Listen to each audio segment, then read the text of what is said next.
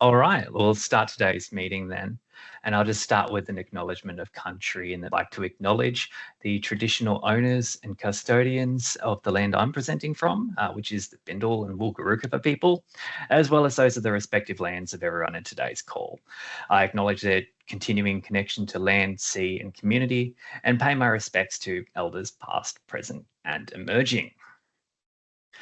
So thank you for joining us in today's meeting for the Digital Champions Network, our online workshop where we just get together and we just hear from those who may have a little bit to offer with regards to knowledge, support, learnings, or maybe occasionally service providers who'll be able to help you fully implement the telehealth carts that NQPHN and VisionFlex have brought to you guys. And basically, just with our presentation today, really excited that Lisa's here to join us, because this year's been the fruition of a really long-running project that predates my involvement with the PHN and even the arrival of the telehealth carts in the homes in northern Queensland. But it's come really just in time for everyone to take advantage of the result at a convenient time in your digital health journeys. So Lisa Paulin today will be speaking, and she's been the lead of a collaborative project between the PHNs to bring to aged care a set of, professionally tailored telehealth training modules that are freely accessible online to help you as digital champions in introducing telehealth skills to incoming staff and to further develop existing staff. So I'll hand over to Lisa to maybe introduce herself a little bit further, give herself a few more accolades, and show us the telehealth modules that we've got. Thanks, Kieran.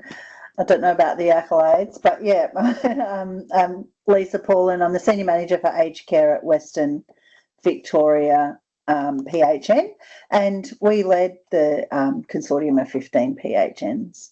So I'll just start by acknowledging as well that I'm on Wurundjeri land. I'm located today east of Melbourne, but work for Western Victoria Primary Health Network, which is obviously the western part of Victoria.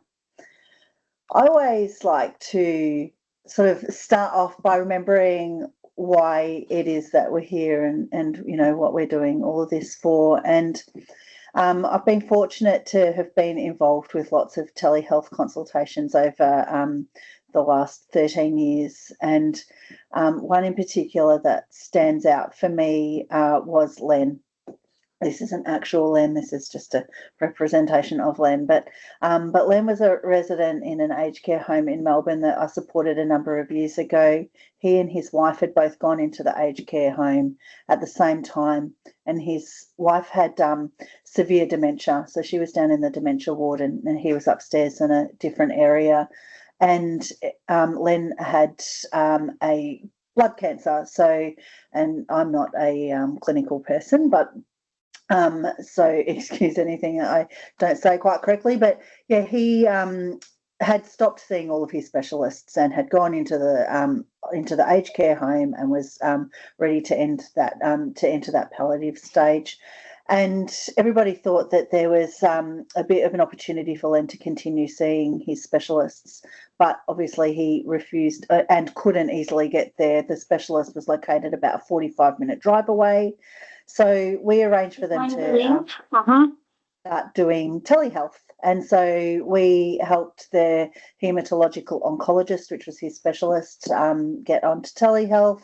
And we helped the residential aged care home who, 13 years ago were terrified of iPads and technology and hadn't, experienced video conferencing before. And we brought everybody on board. The long story short was that that by being able to link everybody in with Len's care and for him to continue to see the specialists who had been involved with his care for so many years, he was able to have better quality of life towards the end of his life.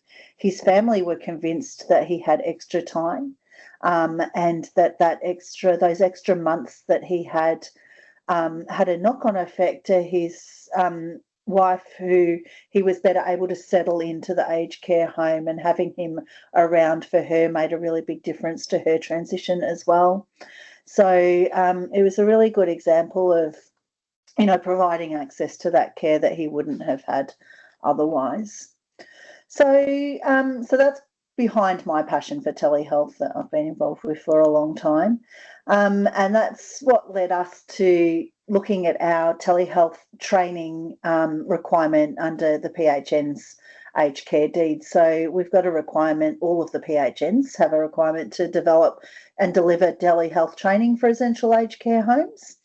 And in Victoria and Tasmania, we've got a bit of a consortium going, the Victorian Tasmania PHN Alliance. So we get together regularly already, and we went to them and said, how about we combine some funds and put some training together that we can all use and get bigger bang for buck. And then the word got out, and so we were able to sort of suggest maybe to other PHNs around the country, did you want to come and join us in this? And we were able to get a consortium of 15 of the 31 PHNs involved in this project, and it's been such a great experience all working together. We were able to combine our money and get a really good product, and we've also been able to draw on each other's expertise and have a really good network happening, which has been wonderful as well. So we know why telehealth, that was, Len's story, it can provide high quality care for older people. Residents, carers and staff can trust in the care that they're receiving. It's a very good way to have collaborative delivery of healthcare, and it just makes healthcare more accessible to people. We like to say that it's not second-rate care to get telehealth. Sometimes it can be a preferable mode of delivering care. So it's there's lots of benefits to being able to see a person who hasn't had to be sedated for a trip into an outpatient's department, but instead you can see somebody in their own environment, in their and behaving as they would usually behave, and it can be beneficial in some instances and a preferred way of delivering care. The telehealth training program, we wanted to be able to develop something for aged care staff, really acknowledging the needs of aged care staff. We know that it's a particularly time-poor environment. Things pop up all the time. You can't just sit and spend hours and hours doing training. Plus, it's a group of people who are busy doing things and, perhaps don't even have the inclination to sit for hours and do training. So we wanted to put together short, sharp training modules that were easily accessible, easy to revisit. People could dip in and out of the bits that they needed or wanted at a time that suits them. We also wanted to make sure that there was that the training really came from the perspective of an aged care home environment. So there's lots of telehealth training out there in the world, but we couldn't find any that was really specific to an Australian residential aged care home context.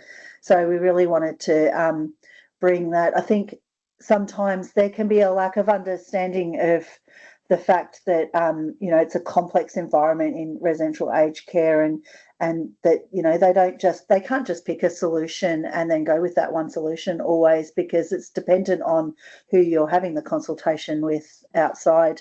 This doctor might use this system, this specialist service might use this system. It can be really variable. So there's lots of extra information that aged care staff need to know.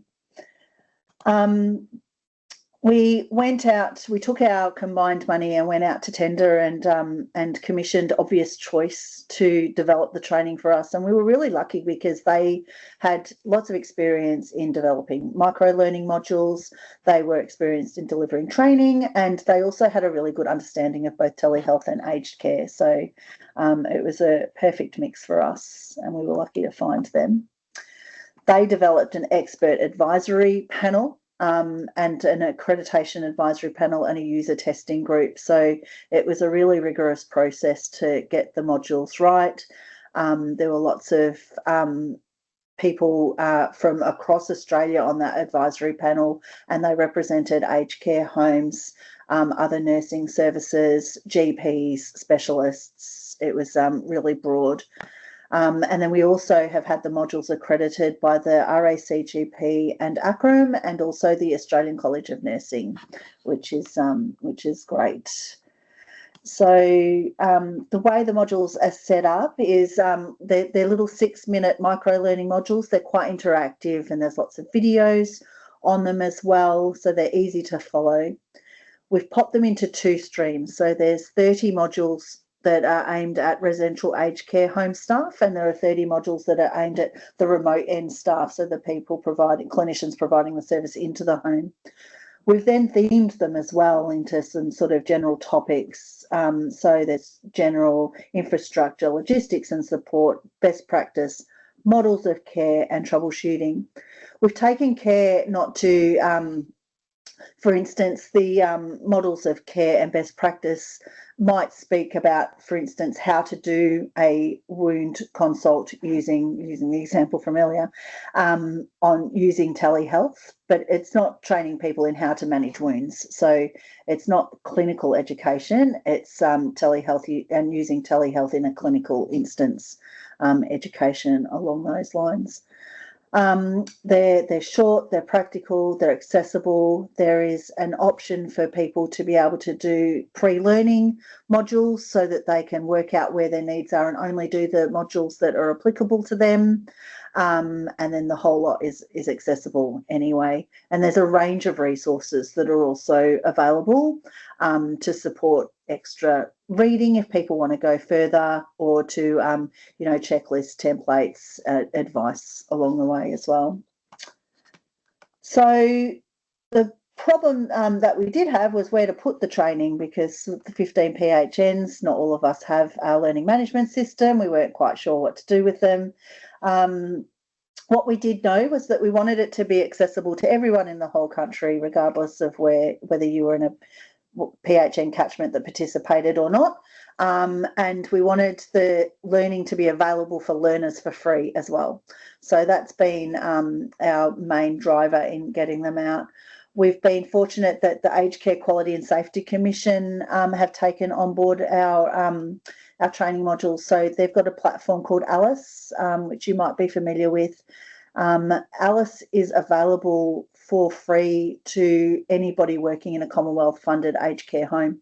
So aged care homes are able to set up an organisation license, and then any staff member working in an aged care home can access those modules for free.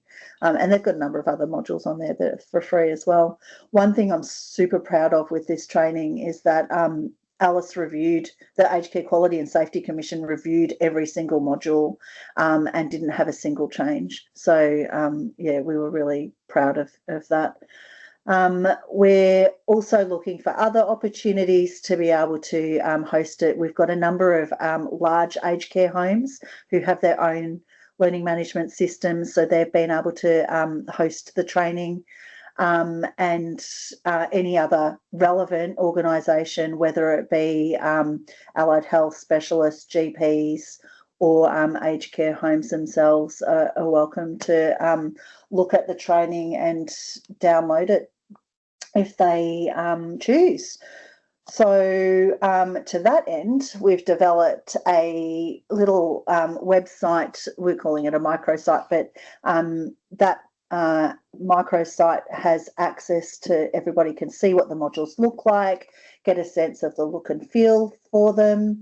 We have, for anyone wanting to download the files to put onto their LMS, we've got a terms and conditions that people need to adhere to, which is basically just that you will provide the training for free and to learners, and that you will give us back some utilisation and completion data. At some point, we're about to go and do our first round of data collection for that and see how well the uptake and use has been over the first sort of 3 to 4 months of it being out there in the world. So that's it really from me, Kieran. Unless there's any questions, I'm happy to bang on about this all day if people want, but of course you probably have other things to talk about. Oh, thanks, Janine. Thank you, Virginia, for dropping that in the chat. I'll stop sharing. Yeah. Just first up, straight from the homes, does anybody have any questions that have come to mind in hearing from Lisa about potentially how they might implement these training modules in your own homes for the induction of new staff, or however you might think, refresher training, just implementation of the full usage of your carts, or any thoughts? I might mention too, Kieran, just quickly, that the training's been pitched at a level that's easily accessible for a range of people. So taking into consideration the variety of people that work in residential aged care, and so yeah, it's hopefully really accessible to a range of people.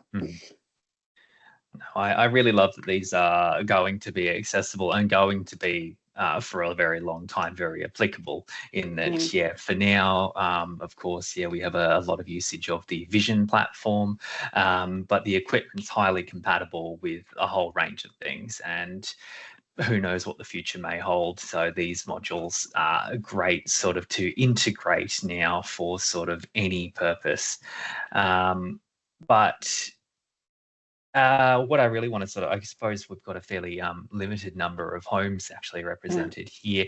I think maybe perhaps, are you able to give us, first up, I've got two of the larger banners. I've got Regis represented here and Infinite Care.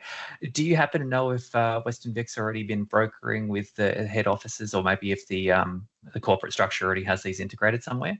No, neither of those. So we've got a lot of Regis sites in Victoria, so that's one that immediately jumps out to me. And I don't think Regis have jumped on board yet. And Infinity, did you say? I don't think on there either, but while we're chatting, I can have a quick look and see, but I don't think so. No worries, purely asking for the, is it already something access or some conversation, or is it for the people in this room here to start the conversation? Yeah. So. And then we'd be happy to support those conversations, either the individual PHN can, or at Western Vic, we're happy to help have those conversations too, if that's helpful. And then we've got the more independent Good Shepherds there, who I believe, hello, Erin. I believe you already had a bit of a chat with about their particular platform, but was it, oh Jesus, Osmed, was it? Or yeah, I'm getting a nod. Which maybe you just might want to speak briefly to, just for anyone else who may be using the platform, who might be looking at this recording at a later date. Yeah, so we haven't, our training isn't on Osmed at the moment, but yeah, further to that conversation last week, definitely it was on our radar, and we'll definitely be going back and talking to Osmed. I didn't realise that aged care homes were, were using Osmed to that extent, so that was really exciting. So yeah, we'll definitely start some more conversations with them, and try and get our modules on their platform too. So promising for anybody who does or is already engaging with Osmed that's already being actioned. Of course, anyone who is interested in these modules can start sort of, we've got the link available, can start feeding it up their chain. Of course, can get on to me, and I can sort of liaise with Lisa as well to just try and work out if there's any apologies, I was looking at the chat. And I've trailed off.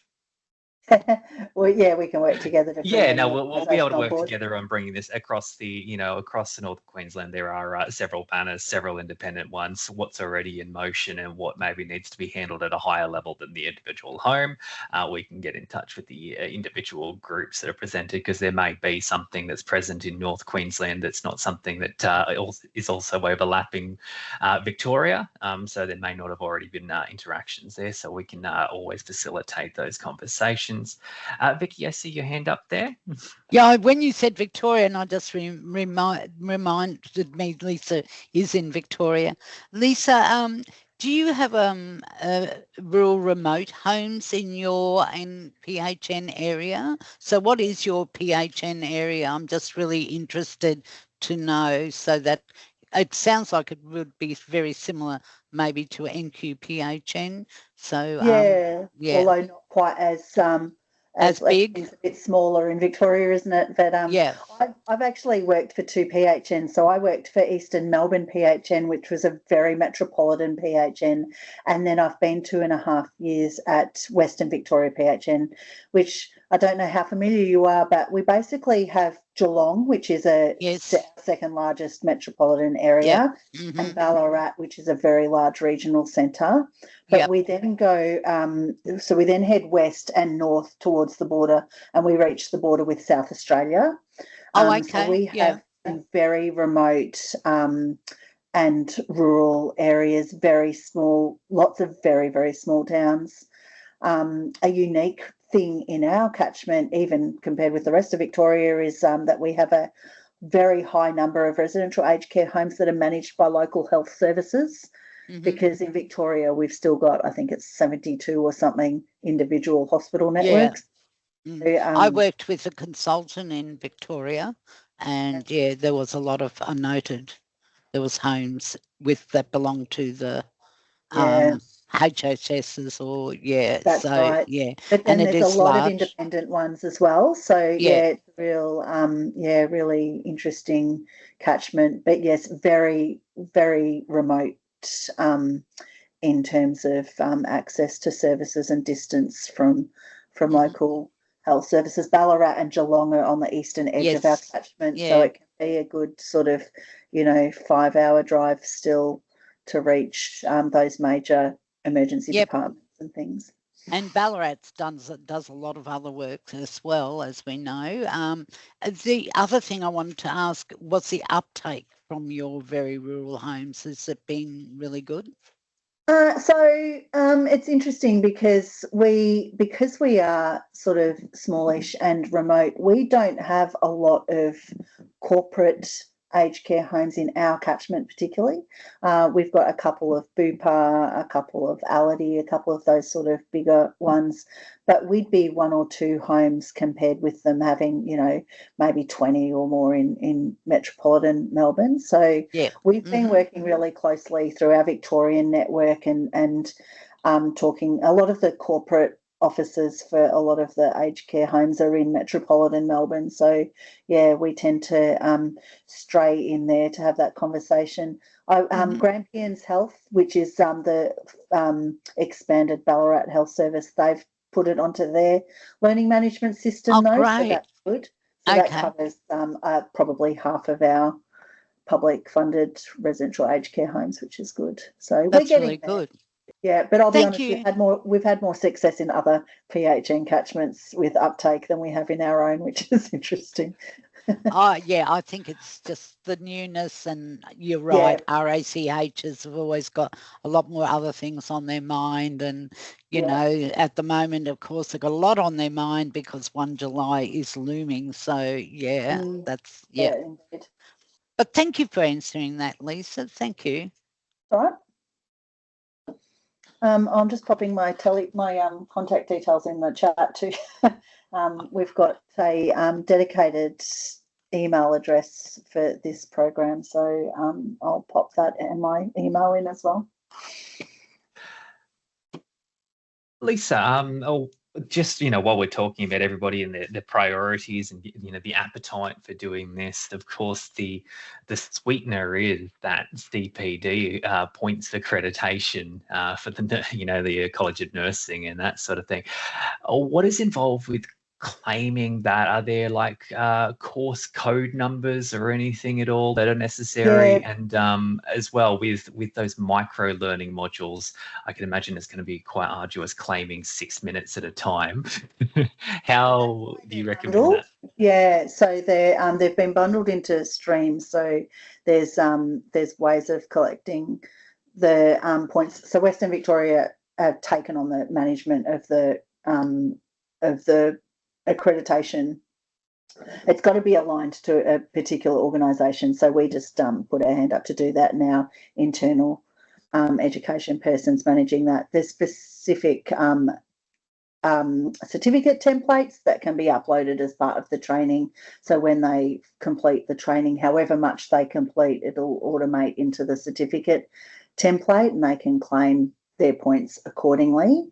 And it's so if you do a particular theme or a stream of training, then that'll be a certain number of points. And if you do the whole lot, that's a certain number of points. So, yeah, and nurses can self-report as well. So nurses are able to self-report their training up to the College of Nursing. So, yeah, I'm not sure. It was a bit of a new process for us because we don't routinely get accreditation through the College of Nursing, but certainly through RACGP and ACRM for GPs. It was an easier process. All the information about that is also on the microsite. Beauty. I might personally need a deeper conversation with you about implementing that in Go 1. Yeah. For the sake of GPs, but that's that's not something we need to go into here. So if it's on the microsite, certainly that's available for the reference of anybody here who's looking to implement it into their own learning management system. Yeah. Right, we've got those contacts that you'll just pop into the chat. Is there anybody else who has any sort of follow-up questions for Lisa with regards to these modules? Lisa, that's really interesting. Thank you for the presentation. I found it really interesting. My cogs are turning as far as ways that we can potentially collaborate, and VisionFlex wants to contribute overall to the landscape in Australia of digital literacy, and I think that platform looks really like fantastic, just what's needed. Yeah, so, I had a bit of a chat to Mark last week about it, and we're happy to share. Our training, just another thing to note, is agnostic in terms of hardware, software. So we've deliberately kept it very. But the good thing about that is that it can be used anywhere. So yeah, it's generic enough to be applicable in a range of circumstances. That's fantastic. It should absolutely be agnostic. I mean, the technology part's just this little bit on top. It's so much to it. I'm only just now, starting to learn the depths of the clinical procedures and the workflow and modalities and things like that. So great stuff, and looking forward to working with you and getting some inspiration for our training and melding those things together so that it's a seamless sort of transition back and forth. Yeah, great. Sounds good, Abe. Well, even on the VisionFlex side of things, I was, again, speaking with August about what more can VisionFlex do, what more, sort of like what would make us more. And honestly, there could be space sort of, I think, for utilising those remote provider modules, or even for the homes to have access to those remote provider modules, and it would help with engaging your GPs, I think, in actually providing them with the skills to come on board, because you digital champions listening and in this call are hopefully going to be leading that engagement with GPs, and there's a lot of uncertainty about telehealth amongst GPs. So these resources, not only are they about training your own staff, but it's a split set of modules, which, they've got ones that are applicable to those that are facilitating the calls on the aged care home end, but they got ones that are going to be for the, the confidence and the comfort of the remote provider. And it would be, that's even a nice space that I could imagine VisionFlex might go, well, hey, if we can have some information pack that we have available to providers that are looking to engage through the equipment, that would be really nice. But it's really good for, I think, the homes even to have some knowledge that those modules exist, and maybe for how they might share them with their providers to help with even training them to ensure quality service to your residents. Fantastic idea. All right. I think we might call it there with regards to this discussion on the telehealth training modules. Lisa, thank you so much for dropping your contacts in the chat there.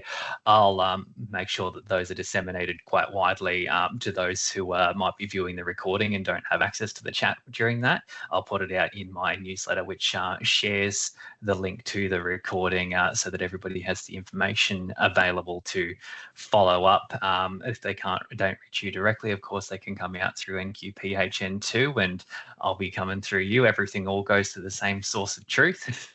And we're all happy to work together in Yeah. bringing these modules to the fullest access of the aged care homes and just helping with the most meaningful implementation of the new telehealth cards. So thank you so much, Lisa.